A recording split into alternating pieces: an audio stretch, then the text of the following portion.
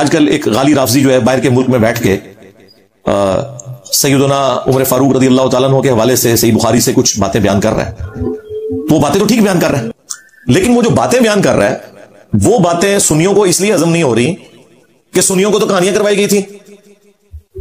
تو یہ تو بڑا ظلم ہے. اس میں کوئی شک نہیں ہے کہ نبی صلی اللہ علیہ وآلہ وسلم کے صحابہ میں بہادری کے اعتبار سے حضرت علی کے پائے کا کوئی بھی نہیں تھا. ویسے کوئی شخص جذبات میں کوئی بات کرنا چاہتا ہے ضرور کرتا رہے، یہ حقیقت بات ہے کہ تلوار چلانا، اپنے مخالف کو پچھاڑنا، یہ حضرت علی کے اوپر بس تھا.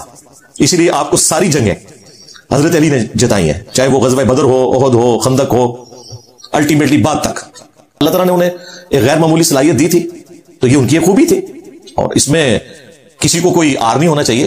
ہر شخص کو اللہ نے ڈیفرنٹ صلاحیتیں دی ہوئی ہیں جو وہ یوز کرتا ہے، اور یہ بھی نہیں ہونا چاہیے کہ ایک شخص میں وہ کوالٹی موجود نہیں، آپ دھکے سے ثابت کرنے کی کوشش کریں.